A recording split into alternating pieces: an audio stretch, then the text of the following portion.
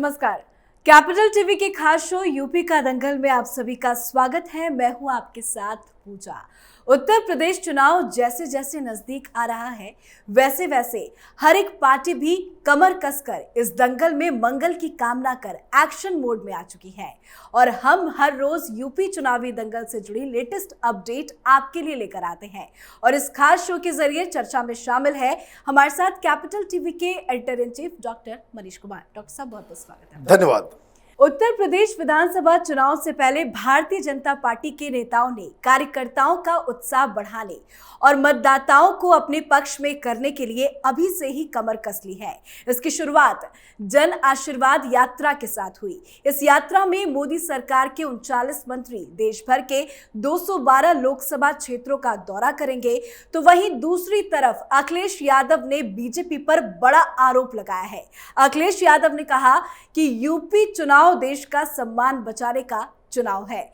Doctor साहब, हम आपसे चर्चा करेंगे अखिलेश यादव के बयान को लेकर, पर पहले बात कर लेते हैं कि जन आशीर्वाद यात्रा को लेकर बीजेपी ने बिगुल फूंक दिया है। कितना कुछ फायदा होने वाला है बीजेपी को? देखिए, ये दरअसल प्रधानमंत्री के द्वारा किए गए कामकाज को प्लस ये जो नए मंत्री आए हैं उनको बाकायदा स्ट्रेटजिकली उन इलाकों में भी भेजा जा रहा है जहां उनका समर्थन ज़्यादा है, जहां वो दरअसल भारतीय जनता पार्टी का एक प्लान जो समझ में आ रहा है वो ये है कि वो इस बात को लेकर के साबित करना चाह रहे हैं कि ये जो सरकार है ये सरकार पूंजीपतियों के लिए नहीं है, ये सरकार अडानी अंबानी के लिए नहीं है।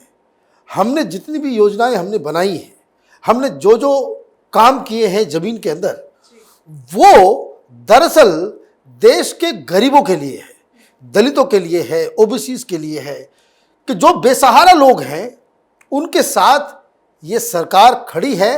वो गरीबों का एक सहारा के रूप में अपने आप को इसको कह सकते हैं कि वो इमेज बनाने की प्रक्रिया चल रही है।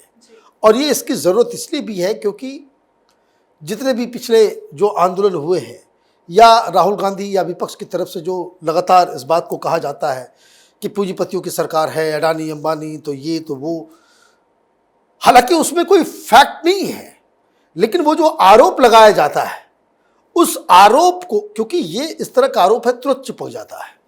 आपने कोई ये बात नहीं करेगा कि कांग्रेस पार्टी की सरकार है महाराष्ट्र के अंदर, वो एनसीपी की सरकार है, वहाँ पे शिवसेना की सरकार है, सबसे ज़्यादा यही लोग चिल्लाते हैं वही अडानी अंबानी अडानी अंबानी, और वहाँ के एयरपोर्ट को वहाँ की राज्य सरकार ने अडानी को दे दिया, खबर भी नहीं बनी और उसका ये भी नहीं हुआ।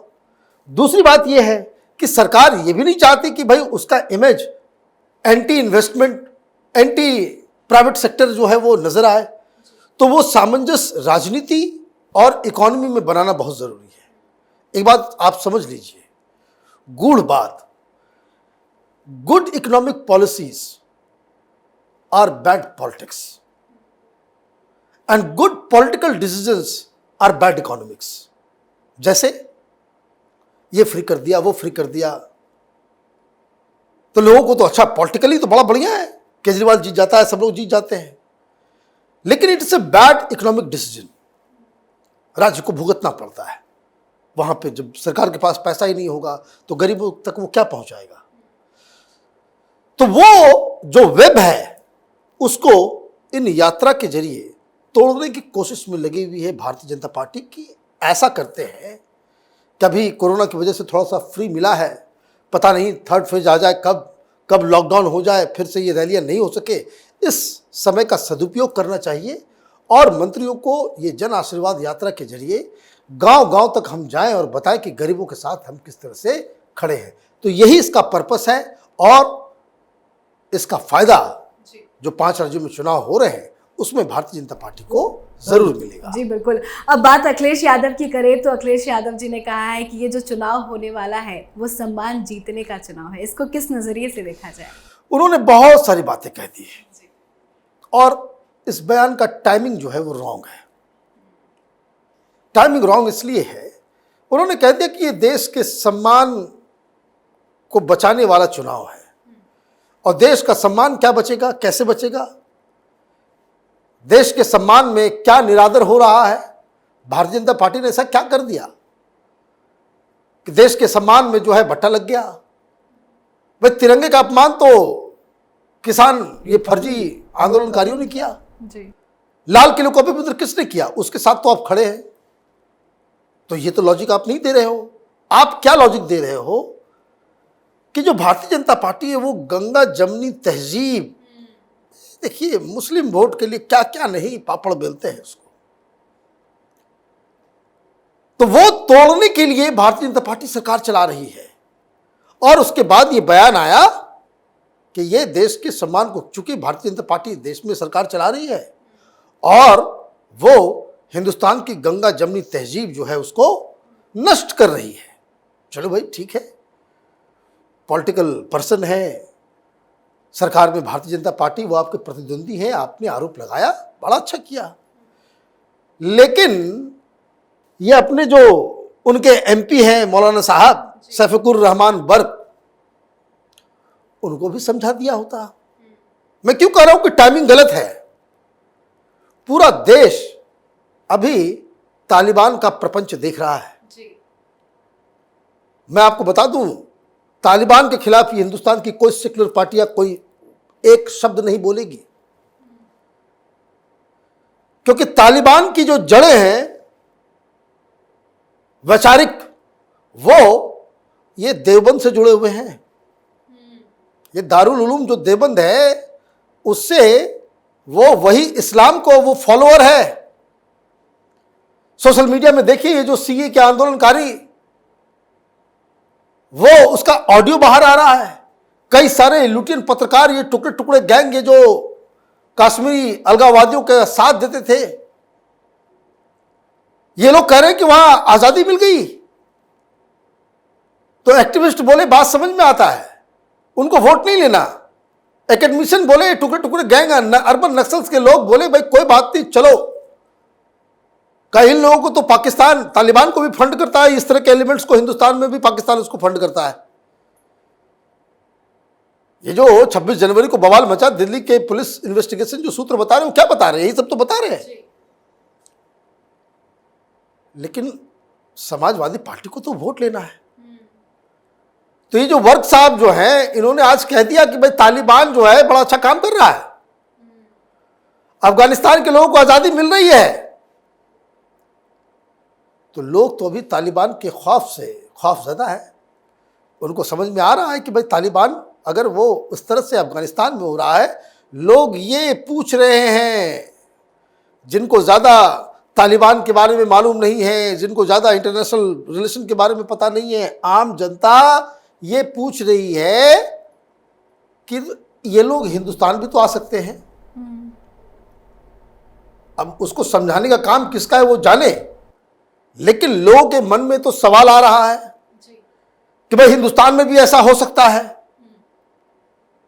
और उसके बाद आपके ये शफीकुर रहमान बर्क साहब वो ये कह दे भाई तालिबान तो बड़ा अच्छा काम कर रहा है, तालिबान आज़ादी की लड़ाई लड़ रहा है, गुलामी की जंजीरें तोड़ रहा है, हमें चाहिए आज़ादी का गाना गा रहा है वहां पे। तो फिर लोग पूछेंगे ना कि भाई ये कौन सा गंगा जमनी तहजीब है? भाई ये ज्ञान जो आप प्रेस कॉन्फ्रेंस में दे रहे हैं देश के लोगों को, अपने एमपी साहब को भी तो ये जरा सा वो अक्ल दें कि गंगा जमनी तहजीब का मतलब क्या? तालिबान के साथ खड़े हो जाओगे? वहां महिलाओं के साथ बलात्कार हो रहा है, उस पर आंख पे पट्टी बांध लोगे? हिंदुस्तान ने अफगानिस्तान के लोगों के लिए क्या क्या नहीं किया? $3 बिलियन इन्वेस्टमेंट हमने किया वहां पे, स्कूलें बनाई, डैम्स बनाए, पार्लियामेंट बनाया, क्या नहीं किया? उसको वो लूटपाट कर रहे हैं, तोड़ रहे हैं। तो देश का सम्मान कौन खराब कर रहा है? ये वक्त है सारे रैशनल लोगों को तालिबान के खिलाफ एकजुट होने का। जी। ज्यादा दूर नहीं है अफगानिस्तान। अफगानिस्तान की जनता भारत के साथ है और आपके एमपी ये कह रहे हो कि तालिबान ने जो किया वो सही किया, तो देश का अपमान ये एमपी कर रहा है। ये गंगा जमनी तहजीब को तोड़, भाई कोई आतंकवादी के साथ आप किस तरीके का आदमी हो भाई? तालिबान के साथ समर्थन देने में आप गंगा जमुनी तहजीब देश में बचा लेंगे? ये कहां से किसने अकल ये दे दी? इसलिए ये बयान जो है इल टाइम्ड है, गलत समय पे दिया हुआ एक गलत बयान है।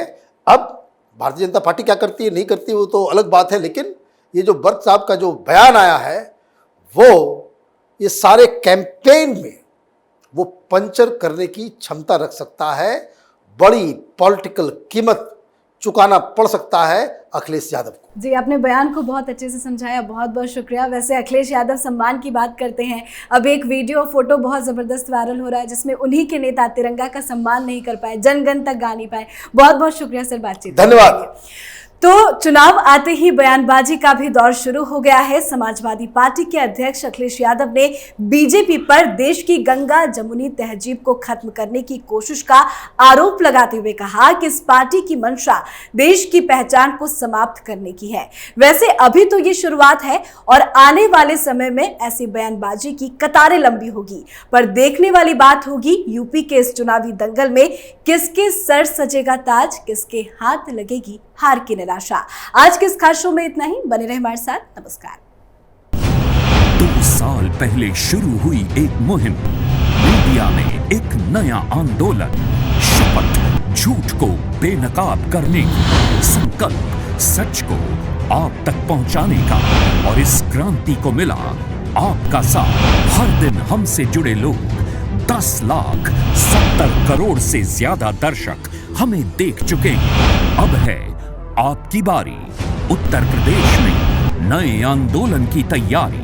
आपका कैपिटल टीवी अब और स्पेशल और fresh. Capital TV Uttar Pradesh.